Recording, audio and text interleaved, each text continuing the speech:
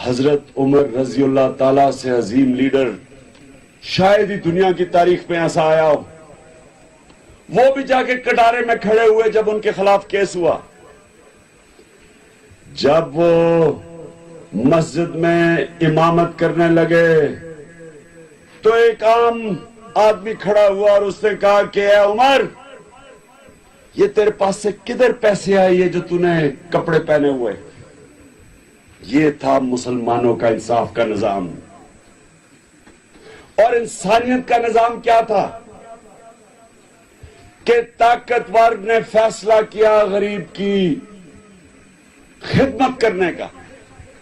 آپ کو پتا ہے کہ دنیا کی پہلی ریاست تھی مسلمانوں کی مدینہ میں، جدھر ریاست نے ذمہ داری لی اپنے کمزور طبقے کی، بیواؤں، یتیموں کو، معذوروں کو، بوڑھوں کو.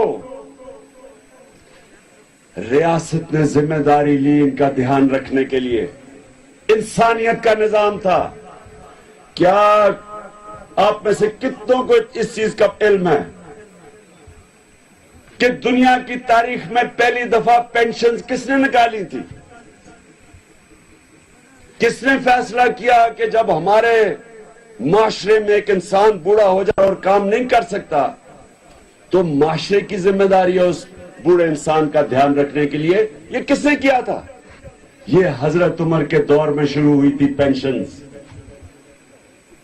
ہم وہ عظیم لیڈر کی قوم ہیں جس نے ایک ایسا نظام بنا کے 700 سال تک مسلمانوں کو دنیا کی عظیم پاور بنایا.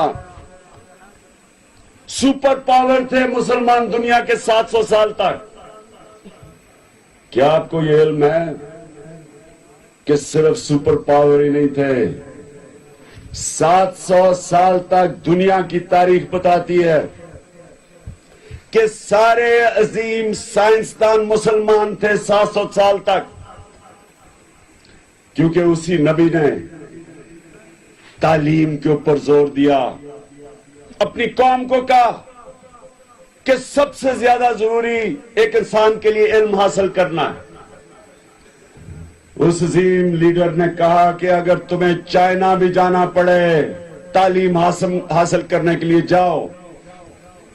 اور یاد رکھیں ان دنوں میں چائنا جانے کا یہ مطلب تھا کہ خدائی حافظ.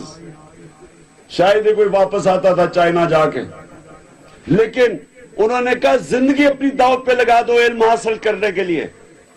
اس لیے اس لیڈر کے پیچھے لوگوں نے علم حاصل کیا اور وہ لوگ 700 سال تک دنیا کے عظیم ترین عالم تھے، سائنسدان تھے. ہر دنیا کی چیز میں وہ مسلمان آگے گئے. اور یہ جو یورپ اور یہ جو امریکہ آج کل ہمارے سے آگے نکل گئے ہیں، کدھر سے انہوں نے وہ علم سیکھا؟ مسلمان جب اسپین کے اوپر حکومت کرتے تھے، اس اسپین سے، مسلمانوں کی اسپین سے علم گیا یورپ کے اندر، اور ادھر پھر تعلیم شروع ہوئی. انہوں نے علم پہ زیادہ زور دیا اور وہ آگے نکل گئے اور ہم بادشاہت کے اندر پڑ گئے اور ہم پیچھے چلے گئے. تو میں آج آپ کے پاس یہ چھوٹی چھوٹی باتیں نہیں کرنے آیا کہ خاتون نے آپ کے لیے کتنا کام کیا اور کتنا نہیں کیا. وہ تو میں اپنے لوگوں کو جانتا ہوں. آپ میرے ہی لوگ ہیں، ساتھ ہی تو میرا حلقہ ہے آپ کے ساتھ. میرے حلقے میں بھی تو 30% عوام بستے ہیں. تو میں تو جانتا ہوں آپ کو سیاسی شعور رکھتے ہیں آپ. مجھے یہ چیز بتانے کی ضرورت نہیں. مجھے جو چیز آپ کو بتانے کی ہے وہ یہ کہ میرے بزرگوں اور نوجوانوں، جدھر پاکستان آج کھڑا ہے، اگر آپ نے روایتی سیاست کی اور اگر آپ نے اپنے ضمیر کے مطابق حق اور سچ کی سیاست نہ کی، آپ کے بچوں کا مستقبل اندھیرے میں، آپ کا مستقبل اندھیرے میں. یہ آپ کو اللہ کیا کہہ رہا ہے؟ آپ کو جگا رہا ہے. یہ جو مہنگائی ہو رہی ہے، یہ اللہ آپ کو جگا رہا ہے کہ بار بار انہی لوگوں کو آپ ووٹ دیں گے بار بار وہ آپ سے دھوکے کریں گے. وہ لوگ جو ایک نظام کو تباہ کر دیتے ہیں، کیا مجھے جواب دیں، وہ لوگ نظام ٹھیک کر سکتے ہیں؟ یہ دنیا کی تاریخ میں کبھی ہوا ہے کہ ایک حکومت آ کے پولیس کا نظام تباہ کرے، اسکولوں کا نظام سفارشی ٹیچر رکھ دے، تھانوں میں ان لوگوں کو لے کے آئیں جن سے غلط کام کروائیں؟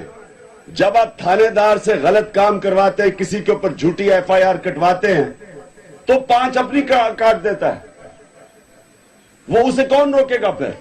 جب میں اوپر بیٹھ کے ایک تھانے سے غلط کام کرواتا ہوں تو وہ تھانہ خود غلط کام کیوں نہیں کرے گا؟ مجھے ایک چیز بتائیں کہ یہ کیا وجہ ہے کہ پنجاب میں بلدیاتی الیکشن جب سے شروع ہوا، سندھ کے اندر جب سے بلدیاتی الیکشن شروع ہوا، تحریک انصاف کے اوپر نمائندوں پہ ایف آئی آر کٹنی شروع ہو گئی ہیں؟ کیا یہ ہے ان کی سیاست؟ میں چیلنج کرتا ہوں آپ کو پختونخوا کے اندر، ایک مجھے بتا دیں جھوٹی ایف آئی آر کسی مخالفین کے اوپر کٹی ہو، ایک.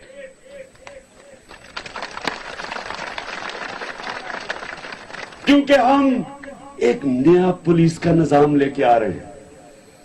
کوئی ہمارا ایم پی اے وزیر اپنا تھانے دار نہیں رکھوا سکتا، میرٹ کے اوپر رکھ رہے ہیں.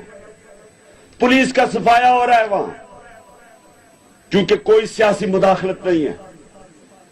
کسی کے اوپر جھوٹا پرچہ نہیں کٹ سکتا. اگر کٹے گا، میرا مخالف بھی ہو، وہ میرے پاس آئے، میں اس